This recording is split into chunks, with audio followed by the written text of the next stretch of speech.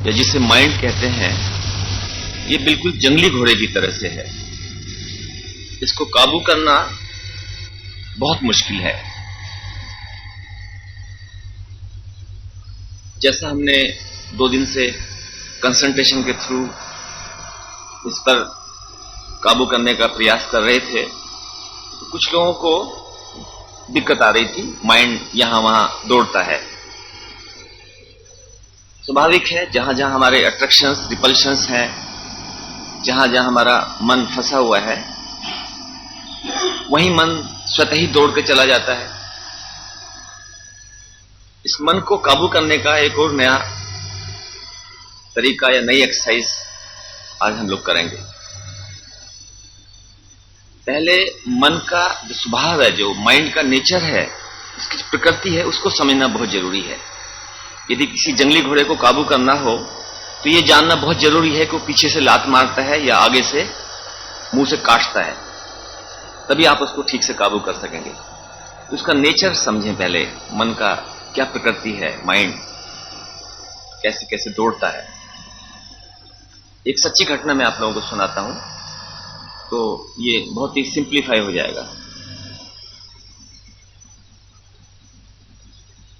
एक गुरुजी ने अपने शिष्य से कहा कि चलिए मेडिटेशन करते हैं। तो जब वो दोनों बैठे तो मन इधर उधर दौड़ रहा था बहुत। उसने कहा, शिष्य ने, गुरुजी मन तो बहुत भागता है, कभी यहां जाता है, कभी वहां जाता है, कभी बच्चों के पास पहुंच जाता है, कभी ऑफिस में पहुंच जाता है, कभी तिजोरी की चाबी लेकर उसमें पैसे गिनने लगता है, जगह जगह भागता है। तो उन्होंने कहा, तुम ऐसा करो, जहां भी ये जाए इसको जाने दो, सिर्फ बंदर का विचार मत लाने देना। वो बड़ा खुश हुआ, कहता इतनी आजादी मिल गई, और यदि बंदर का एक विचार नहीं आना, इसको तो मैं काबू कर ही लूंगा, बाकी तो ये कहीं भी दौड़े, गुरुजी ने इतनी छूट दे दी है, तो अब तो बाजी मार ली। वो गया, जाके बैठा। जैसे ही पहले बैठा तो उसने संकल्प किया कि बंदर पर विचार नहीं करना है, और जैसे उसने संकल्प किया तो बंदर आके खड़ा हो गया। अब मन को वहां से हटाए, दूसरी जगह ले जाए, बंदर फिर आ जाए, क्योंकि उसका तो संकल्प था कि बंदर पर विचार नहीं करना। उसके डीप सबकॉन्शियस माइंड में यही बात घुस गई थी कि बंदर का विचार नहीं आना चाहिए, और वही बंदर का ही विचार बार बार आता था। 1 दिन, 2 दिन, 7 दिन लगातार वो प्रयास करता रहा, और जब भी वो बैठे और बीच बीच में बंदर ही आके उछल कूद मचाने लगे। वो गया 7 दिन के बाद, कहता, गुरुजी आपने तो कमाल कर दिया, आपने ये मुझे यदि ये नहीं कहा होता कि बंदर का विचार नहीं करना, तो ये कभी बंदर का विचार नहीं आता। आपने ये कहकर कि बंदर का विचार नहीं करना, तो बंदर ही बार बार आता था। इस पूरे 7 दिन में भेड़िए का विचार नहीं आया, शेर का विचार नहीं आया, कुत्ते बिल्ली का विचार नहीं आया, लेकिन ये बंदर ही आके खड़ा हो जाता था। कहता, अच्छा ऐसी बात है, बंदर बहुत बार बार आता है। कहता, बिना प्रयास किए ही बंदर आके खड़ा हो जाता है, बंदर का विचार बिना कोशिश किए, बिना विचार किए ही आ जाता है। कहता, फिर तुम ऐसा करो, बंदर पर ही कंसंट्रेट करो, कोई और विचार नहीं आना चाहिए। और बड़ा खुश हुआ कि बंदर पर तो बिना कोशिश किए ही विचार फिक्स हो जाता है, और गुरुजी ने इतनी छूट दे दी, अब तो मजा आ गया, बड़ा खुश होकर घर गया। जैसे उसने बैठा, संकल्प किया कि मैंने बंदर पर कंसंट्रेट करना है, तो माइंड दौड़ के शेर के ऊपर पहुंच गया, भेड़िए के ऊपर पहुंच गया, कुत्ते बिल्ली के ऊपर पहुंचने लगा। वो घसीट के माइंड को फिर लाए बंदर पर, बंदर से फिर भागे। वो बड़ा चक्कर में फंस गया। 7 दिन तक कोशिश करता रहा, लेकिन वो बंदर के ऊपर कंसंट्रेट पूरी तरह से नहीं कर पाया। फिर गया वो गुरुजी के पास, कहता है, गुरुजी अब तो बहुत मुश्किल हो गया, पहले तो बंदर पर अपना भी विचार आ जाता था जब मैं उस पर नहीं करना चाहता था, अब मैं उस पर करना चाहता हूं तो ये बंदर के बजाय कोई दूसरा ही जानवर आके खड़ा हो जाता है, और वो तरह तरह के विचार आते हैं, बंदर पर कंसंट्रेट होता ही नहीं। बहुत कोशिश की। तब उन्होंने कहा, अच्छा देखो, अब तुम समझे ना, माइंड का, मन का ये नेचर है, प्रकृति है। मन या माइंड आपका सबऑर्डिनेट स्टाफ है, आपका नौकर है। मेंटल बॉडी आपका सबऑर्डिनेट बॉडी है, जिसको आप यूज करते हैं। क्योंकि आपने इसको सदियों से खुला छोड़ा हुआ था, जो मर्जी सोचे, जो मर्जी जहां जाए, तो ये आजाद पंछी की तरह से उड़ता था, अब आपने इसको काबू करना शुरू किया, आपने इसको डायरेक्शन देनी शुरू की कि बंदर पे विचार करो या बंदर का विचार ना करो, तो ये प्रोटेस्ट करता है, ये स्वभाव है इसका। जितना आप इसको एक जगह लगाने की कोशिश करोगे तो ये वहां से भागता है, इसको ट्रेनिंग देनी पड़ेगी। तो कहने लगा गुरुजी अब ये कैसे इसको ट्रेनिंग दें? तो गुरुजी ने फिर उनको एक और नुस्खा बताया, एक और दूसरा इंसिडेंट बताया। उन्होंने कहा कि दो शिष्य थे, जल्दी आओ बेटे जल्दी, तुम लोग लेट हो गए, बात फिर बीच में पहुंच जाएगी तो समय नहीं आएगी। दो बात हम कर चुके हैं, वो तो निकल गई हैं आपके हाथ से, तीसरी बात शुरू हो रही है। तो गुरुजी ने कहा कि दो शिष्य को दो जंगली घोड़े दिए, माइंड जंगली घोड़े की तरह से है। दो जंगली घोड़े दिए और उनको कहा कि तुमने 7 किलोमीटर के डिस्टेंस से एक मैसेज लाना है, और ये घोड़े तो हवा के वेग के समान चलते हैं, ये तो 70 किलोमीटर आधा घंटे में पहुंच जाएंगे या 1 घंटे में पहुंच जाएंगे, तो आपको 7 किलोमीटर के बहुत मुश्किल नहीं है। दोनों बहुत खुश हुए कि गुरुजी 7 दिन का टाइम दिया उनको, 7 किलोमीटर का डिस्टेंस है, 7 दिन के अंदर ये मैसेज वहां पहुंचाना है और ये मैसेज लाना है वहां से। तो बड़े खुश हुए कि तो ये तो कोई मुश्किल बात नहीं है, तो 2 मिनट का काम है। लेकिन जैसे वो जंगली घोड़े पर बैठा एक व्यक्ति, तो उसने उछल कूद मचाई, काबू करे, उसकी लगाम खींचे तो वो खींच के इधर से उधर भागे, वो रोकने की कोशिश करे तो घोड़ा उछले, उसको नीचे गिरा दिया, उसकी हड्डी पसली टूटनी शुरू हो गई। वो 7 दिन तक, एक व्यक्ति 7 दिन तक उस घोड़े के साथ रेसलिंग, कुश्ती करता रहा, जबरदस्ती करता रहा रोकने के लिए, अपने उस स्थान की तरफ ले जाने के लिए, लेकिन घोड़ा उसके काबू में नहीं आया, क्योंकि घोड़ा बहुत बलिष्ठ था, ताकतवर था, जंगली था। जब वो वापस आया 7 दिन के बाद, उसकी यहां पट्टी बनी हुई है, यहां पट्टी बनी हुई है, एक हड्डी पैर की टूटी हुई है, हाथ टूटा हुआ है, यहां सिर से खून बह रहा है, लोह लोहान। कहता रे क्या हुआ? कहता गुरुजी आपने जंगली घोड़ा दे दिया, ये तो काबू ही नहीं आ रहा था। कहता अच्छा ठीक है बैठ जाओ, और कोई तरीका बताएं। वो बैठ गया। थोड़ी देर के बाद दूसरा जो शिष्य था वो आया और घोड़े पर सवार बड़े शान के साथ उसको घोड़ा, उसकी लगाम जिधर चलाता है वो वैसे ही घोड़ा मानता है, आके वो गुरुजी को मैसेज दे दिया। तो दूसरा आदमी तो बड़ा हैरान हुआ, कहते ये कैसे मैसेज ले आया, और इतना, इसका भी घोड़ा जंगली था। तो गुरुजी ने उससे कहा भी तुम उनको बताओ तुमने घोड़े को कैसे काबू किया। तो उसने नरेट करना शुरू किया अपनी स्टोरी। कहता जब मैं पहले दिन घोड़े पर बैठा तो मैंने इसको बिल्कुल नहीं रोका, इसको मैंने दौड़ने दिया, जहां ये दौड़ना चाहे दौड़ता रहे, कह दिया तू खूब दौड़ जहां, बस मैं इसके ऊपर बैठा रहा कि गिरूं ना नीचे, बाकी इसको मैंने रोकने में कोशिश नहीं की। जब ये सारे दिन दौड़ता रहा, रात के 10 बजे तक बहुत सैकड़ों किलोमीटर दूर ये मुझे ले गया, मैंने इस बात की परवाह नहीं की। जब ये थक गया, एक पेड़ के नीचे जाके खड़ा हो गया अपना। हर चीज थकती है, कितनी भी बलशाली हो, बड़े बड़े हाथी हैं वो भी थक जाते हैं। कहता जब थक गया तो मैंने इसको पानी पिलाया, कुछ दाना खाने पीने की चीजें लाया, पास से उसको दिया, इसके पैर की मालिश की, इसको हाथ पैर से इसको सहलाया, तो इससे थोड़ा सा ये परिचित हुआ मेरे से थोड़ा सा। रात को इसको बांध दिया, इसने भी विश्राम किया, मैंने भी विश्राम किया। सवेरे फिर 5-6 बजे तैयार हुए चलने के लिए, फिर मैं इसके ऊपर बैठा, इसने फिर वही रेस लगाई, रात भर आराम इसको मिल चुका था। फिर ये सारे दिन दौड़ता रहा और दौड़ के ये मुझे और दूसरी डायरेक्शन में ले गया। मैंने इस बात की कोई परवाह नहीं की, जहां भी ये जाता रहा मैं जाता रहा इसके साथ, बिल्कुल नहीं रोका इसको, बस इसको वॉच ऑब्जर्व करता रहा कि ये कहां कहां जा रहा है, ताकि मुझे रास्ते का पता तो रहे ना, वापिस तो आना ही है। फिर ये रात के 10 बजे 11 बजे जाके फिर थक गया, फिर मैंने इसको पानी पिलाया, चारा दिया, इसको सहलाया, इसके हाथ पैरों की मालिश की, तो ये थोड़ा थोड़ा मेरे को और अधिक जानने लगा। तीसरे दिन भी मैंने ऐसे ही किया और मैं 6 दिन तक लगातार ऐसे ही करता रहा। और 6 दिन के अंदर ये घोड़ा मेरे को पहचानने लगा और ये मुझे अपना मित्र समझने लगा, क्योंकि मैं इसको पानी, जब प्यासा होता है उसको पानी मिले, कोई भी व्यक्ति पानी दे दे किसी जानवर को, प्यासे को, तो उसको बड़ा अपनापन लगता है। आपने शेर और एक व्यक्ति की कहानी भी सुनी होगी कि वो शेर जंगल में, उसके पंजे में कोई कील फंस गई थी लकड़ी, तो वो करा रहा था, उस व्यक्ति ने पंजे से उसकी कील निकाल दी, या वो जो लकड़ी फंसी हुई थी, उसका दर्द बंद हो गया। उसके बाद उस शेर उसके साथ थोड़ा सा आत्मीयता महसूस करने लगा, उसके साथ उसकी दोस्ती होगी, उसी जंगल में वो रहते थे। एकेंडीज का उसका नाम मेरे को याद नहीं आ रहा, वो एंड्रोक्लिस, हाँ यस, कहानी सुनी होगी आपने।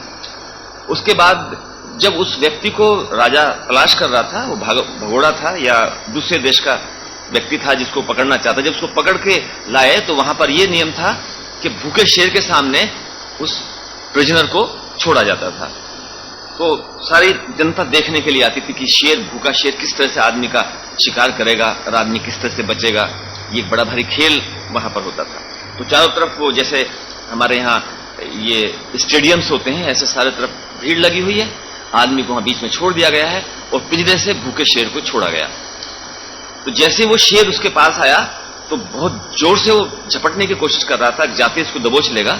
लेकिन बड़ी हैरानगी हुई लोगों को, जाके शेर उसके पास जाके उसकी अपनी जीभ से उसका पैर चाटने लगा। उसके पास जाके बड़े आराम से बैठ गया, दोस्ती के तरह से। तो लोगों को बड़ी हैरानगी हुई। ये वही शेर था, उन्होंने आदमी को भी पकड़ के लाए थे और एक जंगली शेर को भी पकड़ के ले आए थे। बाई चांस ये वही शेर था जिसके पैर से उसने वो निकाला था, कील निकाली थी और वो उसके साथ दोस्ती हो गई थी। देखिए, जानवर भी दोस्ती को, प्रेम को निभाते हैं। तो इस घोड़े के साथ उसकी दोस्ती होगी 6 दिन तक, लगातार पानी दिया, खाना दिया। और जब लास्ट डे था, अब वो उसके कहने को मानने लगा। आपस में एक दूसरे के साथ आत्मीयता हो गई और उसने जिस तरफ ले जाना चाहा घोड़े को, उस तरफ ही वो ले गया। अपने गंतव्य स्थान से जहां उसको जाना था, वो सैकड़ों किलोमीटर दूर चला गया था, लेकिन चूंकि वो बड़ी वेग के समान दौड़ता था, अब उसने उस घोड़े को लगाम की और अपने जिधर जाना चाहता था डेस्टिनेशन की तरफ बड़े आराम से ले गया। मैसेज लिया और गुरुजी को लाके मैसेज दे दिया। तो कहना ये कहानी है। तो दूसरा व्यक्ति समझ गया कि मन को, माइंड को कैसे काबू करना है। तो ये प्रकृति है माइंड की, मन का ये नेचर है। जब हम इसको जबरदस्ती करते हैं इसके साथ में, तो ये बहुत ही पावरफुल है, कोई ऐसी चीज नहीं है। जैसे फिजिकल बॉडी है, जैसे मैंने उस दिन भी बात बताई थी, हाथ यदि ऐसे ऐसे हिल रहा है या पैर हिल रहा है तो उसको खंबे से बांध देंगे, विजिबल है, लिमिटेड पावर है। लेकिन माइंड जो इनविजिबल है, जो दिखाई नहीं देता, सूक्ष्म है और वो इतना पावरफुल है, इतनी शक्ति है, तो उसको रोकना, उसको काबू करना, एक जगह पर टिकाना, एक जगह पर कंसंट्रेट करना बहुत मुश्किल होता है। ये बड़ा ही विचित्र खेल है। तो मन को काबू करने का, माइंड को कंट्रोल करने का ये भी एक तरीका है कि हम शांत चित्त होकर बैठ जाएं और मन को, माइंड को सिर्फ ऑब्जर्व करें। जहां भी वो जाता है, जहां जो भी विचार उसके माइंड में आता है, विचार थिंक करता है, इमेजिनिंग करता है, या जो भी इस तरह का भी माइंड इधर उधर दौड़ता है, उसको सिर्फ साक्षी भाव से, दृष्टा भाव से ऑब्जर्व करो। यदि आप 2, 4, 10 दिन, 15 दिन, महीना ऐसे ऑब्जर्व करेंगे तो एक तो उसकी प्रकृति का पता लग जाएगा आपको कि मन कहां बार बार जाके दौड़ता है। फिर आपको एक हिंट मिल जाएगा कि माइंड उधर ही दौड़ता है, वहां से माइंड को हटाना, कैसे हटाया जाए। वहां पर राग है या द्वेष है, या उन वस्तुओं से बहुत अट्रैक्शन है, माया में मन फंसा हुआ है, पैसे का ही हमेशा सोचता है। तो पैसे की गहराई में जाके समझना है कि मनी, वेल्थ की क्या वैल्यू है, क्या उसकी यूटिलिटी है, क्या उसकी फ्यूटिलिटी है, ये सारा समझना है। और फिर समझ से वैराग्य लाके और फिर माइंड को उधर से हटा सकते हैं। माइंड स्वतः ही हट जाएगा, जबरदस्ती नहीं हटा सकते, स्वतः ही हट जाएगा। तो माइंड को काबू करने का एक ये भी तरीका है, इसको कहते हैं ऑब्जर्वेशन, साक्षी भाव या दृष्टा भाव। कृष्णमूर्ति जी ने इसको चॉइसलेस अवेयरनेस का नाम दिया है कि आप चॉइसलेसली अवेयर रहो माइंड की एक्टिविटी के बारे में। जब आप चॉइसलेसली उसको ऑब्जर्व करोगे, वॉच करोगे, जो भी विचार आ रहा है उसको ना रिजेक्ट कर रहे हो, ना एक्सेप्ट कर रहे हो, ना अप्रिशिएट कर रहे हो, ना उसको डेप्रिशिएट कर रहे हो, उसको ना क्रिटिसाइज भी नहीं कर रहे, उसको सिर्फ ऑब्जर्व कर रहे हो साक्षी भाव से, लाइक इनडिफरेंट पर्सन। तो आप देखेंगे थोड़े दिन के बाद या थोड़े समय के बाद माइंड अपना आप ही शांत हो जाता है। इसको हम यूं भी समझ सकते हैं, जब हम अपने इस मेंटल बॉडी के साथ जुड़े हुए होते हैं, तो मेंटल बॉडी घूम रही है, थॉट विचार घूम रहे हैं, तो हम भी इसके साथ घूम रहे हैं। हमारी जो अपनी एनर्जी है वो भी माइंड के साथ जुड़ जाती है, तो माइंड और ज्यादा शक्तिशाली हो जाता है। हम भी इसके साथ घूमते रहते हैं। यदि हम अपनी एनर्जी खींच ले, हम इस जो चेतन शक्ति, जो चेतना है, जो आत्मा, जो रियल हमारा अपना स्वरूप है, इनर मैन, यदि वो अपनी एनर्जी उस मेंटल बॉडी से, अपने उस व्हीकल से खींच ले, तो व्हीकल की या उस मेंटल बॉडी की जितनी अपनी एनर्जी है, उसी के हिसाब से थोड़ी देर वो घूमता रहेगा। और चूंकि हमने अपनी एनर्जी तो उससे खींच ली है और उसकी एक्टिविटी के बारे में हम इनडिफरेंट हैं, उसमें ज्यादा रुचि नहीं ले रहे, ना रिजेक्ट कर रहे हैं, ना एक्सेप्ट कर रहे हैं, तो वो थोड़ा देर के बाद में नर्वस अपने आप ही हो जाएगी और वो अपने आप शांत हो जाएगी। मेंटल बॉडी जो वाइब्रेट करती है, जो विचार छोड़ती रहती है, वो शांत हो जाएगी। यदि हम किसी व्हील के साथ खुद भी घूम रहे हैं, खुद भी अपने हाथ से उसको घुमा रहे हैं, तो व्हील लिमिटलेसली घूमता रहेगा। जब हम अपनी एनर्जी खींच लेंगे तो जितना मोमेंटम उस व्हील को घुमाने में दिया गया है, उस एनर्जी, उस मोमेंटम से वो थोड़ी देर घूमता रहेगा और थोड़ी देर बाद जब वो मोमेंटम बंद हो जाएगा तो अपना आप शांत हो जाएगा। ये भी एक बड़ा मिरेकल है। यदि आप इस तरह से माइंड को ऑब्जर्व करें तो बहुत ही कारगर होता है। हम लोगों ने इस पर भी प्रयास किया, इस एक्सरसाइज को भी प्रयोग किया, ये भी बड़ी यूजफुल है। लेकिन इसमें एक बात का ध्यान जरूर रखना पड़ेगा कि जब माइंड को हम खुला छोड़ देंगे तो माइंड, हम चाहे कितने भी तटस्थ भाव से बैठें, न्यूट्रल स्टेट ऑफ माइंड में बैठें, रिजेक्ट या एक्सेप्ट ना करने की कोशिश करें, पर फिर भी जहां जहां हमारे अट्रैक्शंस और रिपल्शंस है, मान लिया फर्ज किया मैं बैठा और मेरे माइंड में मेरी मेंटल बॉडी ने वाइब्रेट किया और किसी ऐसे व्यक्ति का चित्र मेरे सामने आ गया जिसको मैं बिल्कुल पसंद नहीं करता, जिसको मैं एक आंख भी नहीं देखना चाहता, एनिमिकल फीलिंग है, या उससे मैं बदले लेने की भावना रखता हूं, या मेरे से उससे दुश्मनी है, तो चाहे मैं कितना भी सोच के ये बैठा हूं कि मैंने उसको एक्सेप्ट या रिजेक्ट नहीं करना है, तो वो विचार आते ही उस व्यक्ति का जिसको मैं पसंद नहीं करता, तो आप उस थॉट को रिजेक्ट करने की स्थिति में होगे। नहीं, ऐसा इसका ये कहां से हमारा, मैं तो इसको शक्ल भी नहीं देखना चाहता। यदि हमारा अट्रैक्शन या रिपल्शन किसी वस्तु के बारे में है तो हम उसके प्रति तटस्थ, न्यूट्रल हो ही नहीं सकते। मैं शांत होकर बैठा हूं और अचानक मेरे मन में, माइंड में, मेंटल बॉडी में यह विचार आ गया कि मेरा बेटा सामने से आ रहा है और उसका एक्सीडेंट हो गया। कोई भी किसी तरह का विचार आ सकता है ना, माइंड तो दौड़ता रहता है। अब आप इस विचार के बारे में न्यूट्रल हो ही नहीं सकते।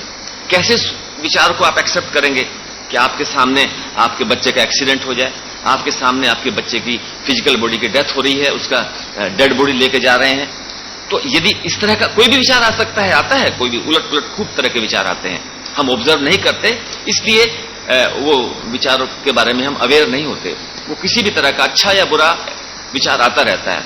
अब यदि हम अपने उस बच्चे के साथ में डिटैच्ड एटीट्यूड नहीं है और हमें उस तरह का ज्ञान नहीं है कि शरीर तो कभी मरता नहीं है, चेतना है वो अमर है, और वो उसके बारे में आपको कोई खास लगाव, अट्रैक्शन या रिपल्शन नहीं है, राग द्वेष नहीं है, डिटैच्ड एटीट्यूड है, वैराग्य की स्थिति है, तभी आप उस विचार के प्रति न्यूट्रल हो सकेंगे। अदरवाइज तो आप उसमें बह जाएंगे। आप सोच नहीं सकते, ऐसा सोच रहे हैं, विचार आ रहा है, उसको आप एक्सेप्ट कर ही नहीं पाएंगे।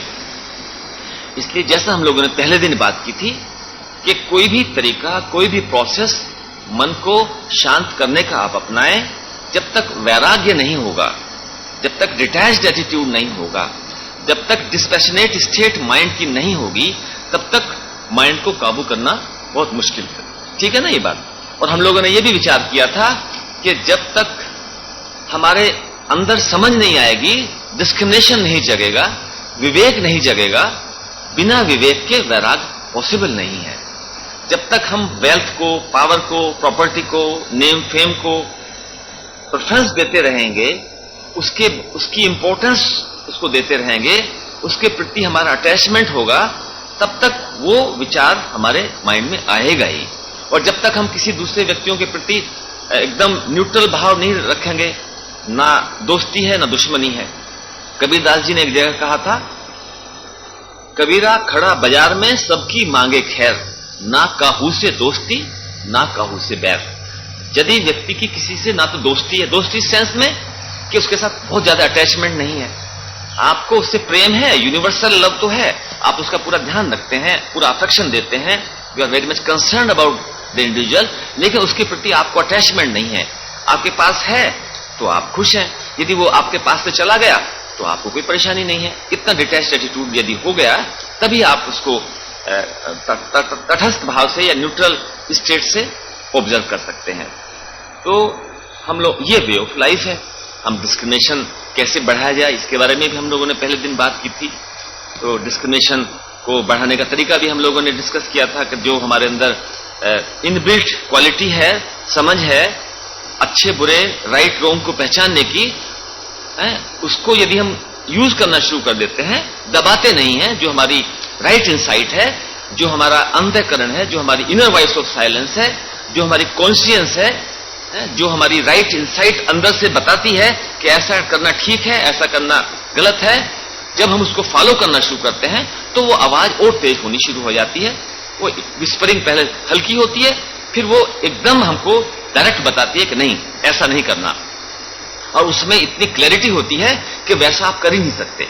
जब हम उसको दबाना शुरू कर देते हैं तो जो हमारी कॉन्शियंस है, हमारा जो जमीर है, हमारे जो अंतःकरण की आवाज है, वो दबती चली जाती है और हम बड़े बड़े हीनियस क्राइम कर देते हैं, फिर भी कुछ नहीं होता।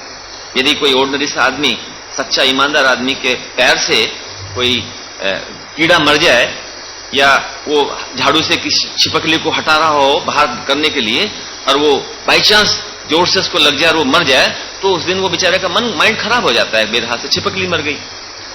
और ऐसे ऐसे व्यक्ति हैं जो मर्डर करते हैं, ब्रेन गन लाते हैं, स्टेन गन, और 10, 20, 50 को शू करके मार जाते हैं, और जाके फिर वहां रेस्टोरेंट में जाके खाना खाते हैं, शराब पीते हैं और मीट मांस खा लेते हैं, उनको कोई फर्क नहीं पड़ता। जबकि जो इसका मतलब यह है कि इंसान तो दोनों है, दोनों इंसानों के अंदर वो चेतना, कॉन्शियसनेस, लाइफ फोर्स है, लेकिन एक ने अपनी लाइफ फोर्स की जो आवाज थी अंदर की, उसको दबा दिया, वो मर गई। अब वो कुछ भी क्राइम करता है तो उसको कुछ फर्क नहीं पड़ता।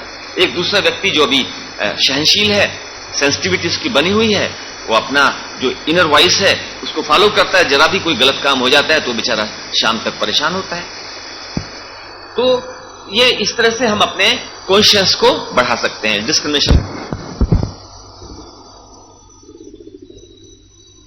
और जैसे डिस्क्रिमिनेशन बढ़ेगा वैसे डिस्पैशन या वैराग, डिटैच्ड एटीट्यूड हमारा डेवलप होगा, और जब डिटैच्ड एटीट्यूड डेवलप हो जाएगा तो हम बैलेंस रह सकते हैं। नहीं तो बैलेंस रखना, इक्विलिब्रियम मेंटेन करना बहुत मुश्किल है, क्योंकि लाइफ में इवेंट्स तो होते ही रहेंगे। जैसा उस दिन भी हम लोगों ने बात की थी, घर में जो लोग हैं वो बीमार भी होंगे, घर में किसी व्यक्ति का शरीर की डेथ भी होगी, आप बिजनेस करते हैं तो बिजनेस में लॉस भी होगा, गेन भी होगा, मकान बनाया है तो मकान की दीवार भी गिरेगी, कोई अर्थक्वेक भी आ सकता है, आते ही रहते हैं तो अर्थक्वेक में मकान गिर भी सकता है, फ्लड आएगा, पानी में आपकी बहुत सारी प्रॉपर्टी बह सकती है, आप खुद भी पानी में डूब सकते हैं। ये जो इवेंट्स हैं इस मैनिफेस्टेड वर्ल्ड में, ये तो होते ही रहेंगे, इनको तो आप रोक ही नहीं सकते। बारिश भी हो गई, ऊपर से बारिश में बर्फ के टुकड़े छोटे छोटे, जिसको हम ओला कहते हैं, वो भी गिरेंगे, पर कितने कितने तूफान आते ही रहते हैं। यहाँ तो उतार चढ़ाव लाइफ में है ही, लेकिन इन उतार चढ़ाव के जो इवेंट्स होते रहते हैं, जो हमारे काबू में नहीं है, उनके प्रति जो न्यूट्रल भाव अपना लेता है, जो उनको एक्सेप्ट करता है, रिजेंटमेंट नहीं करता, अपना बैलेंस नहीं खो पाता, वही आदमी इक्विलिब्रियम मेंटेन कर पाता है। उसी को आप कह सकते हैं कि वो वैरागी है या वैराग्य को प्राप्त हो गया है, उसी का माइंड, उसी का मन स्थिर होगा, ये बात निश्चित है। तो आप तरीका कोई भी अपनाएं, चाहे आप कंसंट्रेशन के थ्रू माइंड को कंट्रोल करने की कोशिश करें, या चॉइसलेस अवेयरनेस के थ्रू, साक्षी भाव या दृष्टा भाव के माध्यम से माइंड को कंट्रोल करने की कोशिश करें, दोनों ही स्थिति में वैराग्य का होना बहुत जरूरी है। तभी तो भगवान कृष्ण ने गीता में अर्जुन को भी यही सुझाया था, जब उन्होंने पूछा, महाभावो, ये मन तो बड़ा बलवान है, वायु के वेग के समान दौड़ लगाता है, इसको कैसे मैं काबू कर सकता हूं?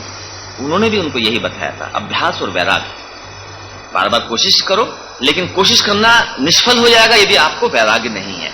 यदि हमारा अटैचमेंट है, अट्रैक्शंस और रिपल्शंस है, तो नहीं हो पाए। वैराग्य का मतलब ये नहीं है कि इंडिफरेंट एटीट्यूड, कि कोई मरता है तो मरे, कोई जीता है तो जिए, हमें कोई परेशानी नहीं है, हमें कोई कंसर्न किसी से नहीं है, ऐसी बात नहीं है। इंडिफरेंट एटीट्यूड नहीं है। वैराग्य का मतलब है हम उससे अटैच नहीं है, लेकिन हम उसके प्रति पूरा प्रेम, अफेक्शन, कंपैशन, वो पूरा का पूरा है। जितना हम कर सकते हैं उनके लिए या अपनों के लिए उतना करेंगे, लेकिन उसके प्रति हमें उतना अटैचमेंट नहीं है कि रिजल्ट कुछ भी हो तो हम परेशान हो जाएं। इंडिफरेंट हैं रिजल्ट के बारे में। मान लिया कोई बच्चा घर में बीमार हो गया, इसका मतलब ये नहीं हमें तो वैराग्य है, हम तो इंडिफरेंट हैं, इसलिए बच्चा बीमार हुआ है तो होने दो, हमें कोई परेशानी नहीं है, हम तो बिल्कुल शांतचित्त होकर ध्यान में बैठे हुए हैं, ये बात नहीं है। बच्चा बीमार हो गया है तो उसको हॉस्पिटल ले जाना है, उसको दवाई करानी है, लेकिन वो ठीक होता है या नहीं होता, बीमारी बढ़ती है या कम होती है, उसका शरीर की डेथ हो जाती है या नहीं होती, इसके बारे में आप अनकंसर्न हैं, उसमें आप डिटैच्ड एटीट्यूड हैं। अपनी ड्यूटी पूरी कर रहे हैं, you are doing your best, you are performing your right action, but result is not by concern. तभी जो गीता का जो उपदेश है, कर्मण्यम अधिकारस्ते मा फलेषु, वो यही है फल की इच्छा न रखना। लेकिन फल की इच्छा रखने का मतलब ये नहीं है कि कुछ काम ही ना करें और बैठे रहें, हमें तो कुछ फल चाहिए ही नहीं जी।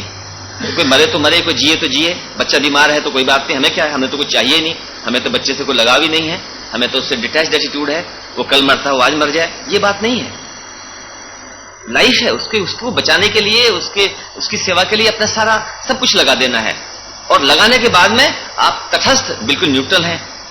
बच गया तो ठीक है, शरीर छूट गया, राम नाम सत्य हो गया तो ठीक है, तभी आप हंस रहे हैं, है तो बड़ा मुश्किल ही है। लेकिन जब तक ये एटीट्यूड डेवलप नहीं होगा, और ये एटीट्यूड डेवलप करना ही पड़ेगा, नहीं तो हम दुख से बाहर नहीं आ सकते, क्योंकि इवेंट्स को हम कंट्रोल नहीं कर सकते। इवेंट्स तो होंगे ही, जो घटनाएं हैं वो तो घटित होती ही रहती हैं। ऐसा कोई वो नहीं है, कोई भी व्यक्ति पृथ्वी पर ऐसा नहीं मिलेगा जो हमेशा ही जैसा वो चाहे वैसा ही होता रहे। जब ये पॉसिबल नहीं है कि हमारी चाहतें हमेशा पूरी हों, तो ये पॉसिबल जरूर है कि हम चाहती ना रखें, हमारी कोई डिजायर्स ही ना हो। जो भी इवेंट्स जिस तरह से भी होता है उसको उसी रूप में एक्सेप्ट करने के लिए तैयार हो जाएं, एक न्यूट्रल स्टेट आ जाए, एक बैलेंस्ड इक्विलिब्रियम की स्टेट आ जाए, वो ही उसी में ही हमारी हैप्पीनेस या इटरनल हैप्पीनेस हमारी मेंटेन रह सकती है। और कोई तरीका है नहीं। यदि हम इस तरफ ध्यान नहीं देंगे, अब तो हम दुनिया में तो दुख भरा ही हुआ है, तो दुखी होते रहो। कभी खुश हो गए, कभी नाच लिए, कभी दुखी हो लिए, कभी सर फोड़ लिया, कभी सर पीट लिया, कभी खुशी से फूल गए। ये तो सब होता ही रहता है दुनिया में। इंसान तो वो है जो एक बैलेंस मेंटेन कर सके, जो इक्विलिब्रियम मेंटेन कर सके। वो इक्विलिब्रियम मेंटेन वो आदमी कर सकता है जिसका डिटैच्ड एटीट्यूड डेवलप हो गया है। और जैसे मैंने कहा, डिटैच्ड एटीट्यूड का मतलब बिल्कुल ये नहीं है, इंडिफरेंट एटीट्यूड नहीं है, पूरा प्रेम एंड अफेक्शन एंड कंपैशन से भरे हुए हैं। किसी को जरा सा भी कष्ट होता है तो आप हिल जाते हैं अंदर से, आप उसकी मदद के लिए दौड़ते हैं, एंड जो भी कुछ आपके बस में है वो सारा का सारा कर देते हैं। लेकिन रिजल्ट कुछ भी हो उसके साथ आप अटैच नहीं है। जो आपकी ड्यूटी है वो आपने पूरी कर दी, वो आपके पास है तो बहुत अच्छा है, वो आपसे दूर चला गया बहुत अच्छा है। आपको लॉस हो गया तो आप खुश हो रहे हैं। एक छोटी सी घटना और सुनाता हूं आपको, इससे फिर और क्लैरिफाई होगा। ये बहुत जरूरी है, बैलेंस एटीट्यूड। एक गुरुजी के पास डिसाइपल आया है, तो गुरुजी हमेशा उसको ये उपदेश दिया करते थे कि भाई तुम ये गृहस्थ माया जाल में मत फंसना। तुम यदि ब्रह्मचर्य का पालन कर सकते हो और गृहस्थ में बिना एंटर किए ही अपना जीवन आगे बढ़ा सकते हो, और सबको अपना परिवार समझो, सभी व्यक्तियों को अपना भाई और बंधु समझो, सबकी सेवा करो, तो आपको ज्यादा अपॉर्चुनिटी होगी कि आप सबकी सेवा कर सकते हो। यदि आप एक परिवार में फंस गए तो फिर उनकी जिम्मेदारी, उनकी रेस्पॉन्सिबिलिटी आपके ऊपर ज्यादा आ जाएगी, फिर आप वहीं उन्हीं के बन के रह जाओगे, फिर आपका यूनिवर्सल आउटलुक डेवलप होने में मुश्किल होगा। तो उसने ये विचार अपने मन में समाया हुआ था उसके कि मैंने शादी नहीं करनी। लेकिन उसके बूढ़े माँ बाप थे, उन्होंने उस पर जोर दिया कि बेटे देखो, तुम शादी नहीं करोगे तो हम तो बूढ़े हो जाएंगे, अब तुम हमको कब तक खाना बना के खिलाओगे, तुम्हारी मम्मी अब खाना नहीं बना सकती, तो तुम शादी कर लो। हमने भी शादी की थी, तभी तो तुम्हारा जन्म हुआ। उसको समझाया है बड़े प्यार से। तो जब माँ बाप ने इतना प्रेशर डाला तो वो तैयार हो गया शादी के लिए, उसकी शादी हो गई।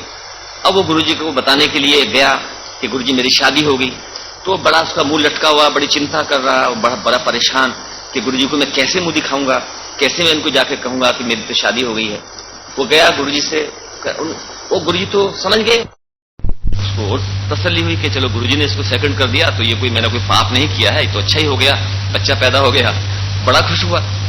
थोड़े दिन के बाद में जब बच्चा बड़ा हो गया, एक दिन फिर आया, कहता है गुरुजी अब तो कमाल हो गया। अरे क्या हुआ? कहता हूं मेरे बेटे का देहांत हो गया। कहता बेटे का देहांत हो गया? वाह वाह, बहुत ही मजा है। देखो तुम जब यहां आते थे, ध्यान में बैठते थे, तो हमेशा बेटा तुम्हारे ध्यान में आ जाता था। तुम उसकी परवरिश के बारे में सोचते रहते थे कि अब उसको पढ़ाना है, उसको डॉक्टर बनाना है, उसको इंजीनियर बनाना है, और वो आके तुम्हारा माइंड डिस्टर्ब करता रहता था क्योंकि तुम्हें अटैचमेंट था उससे। अब वो चला गया तो बात खत्म होगी, अब तो तुम बड़े फ्री हो गए, आनंद हो गए। अब वो समझने तो उसकी बात नहीं आई, लेकिन जब गुरुजी कह रहे हैं तो उसने उस बात को थोड़ा सा समझने की कोशिश की। वो समझ गया कि हाँ बात तो ठीक है। इसके बाद थोड़े दिन के बाद फिर आया। अब क्या हुआ भाई? कहता वो पत्नी का भी देहांत हो गया। अरे वाह, पत्नी का भी देहांत हो गया, अब तो और अच्छा हो गया, अब तो बड़े आनंद की बात है।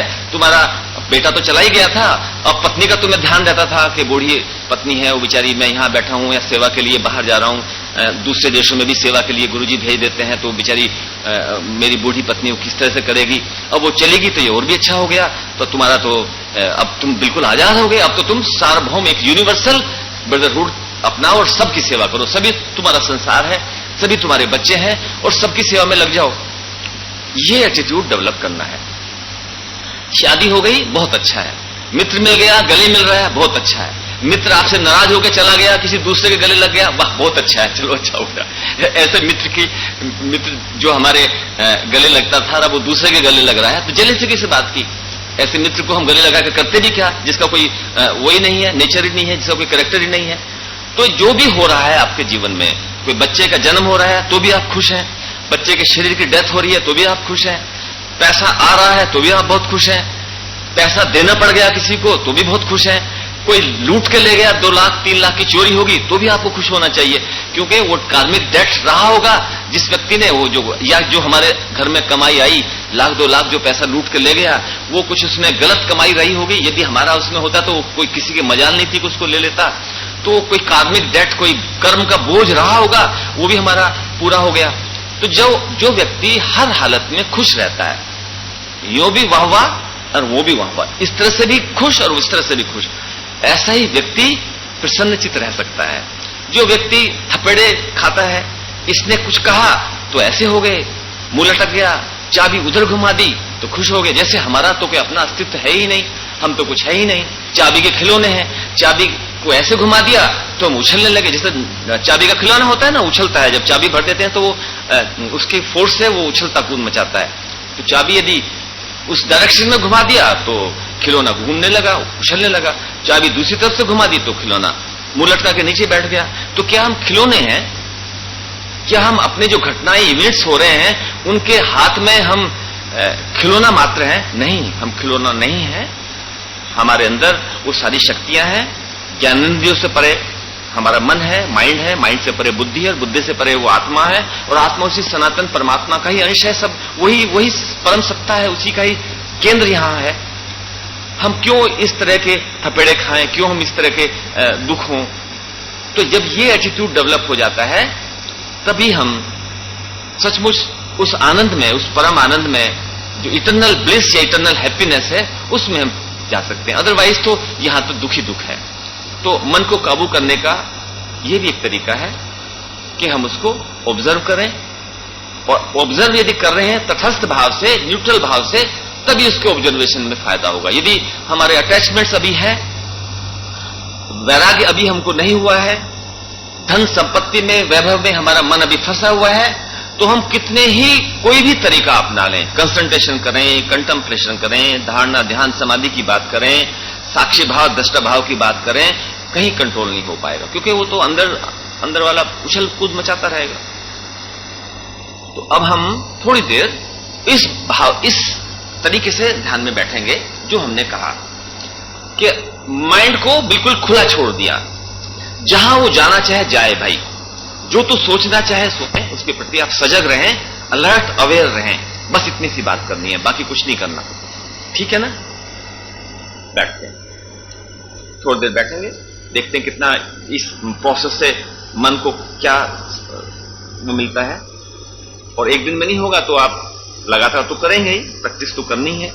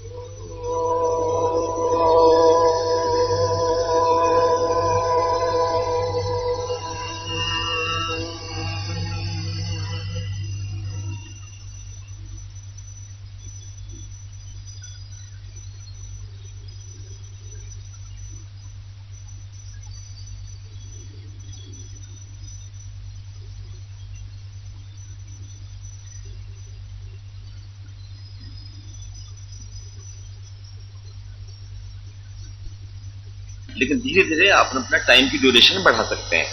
15 मिनट से 20 मिनट करें, आधा घंटा करें, हर रोज 2, 4, 5 मिनट बढ़ा दिया करें।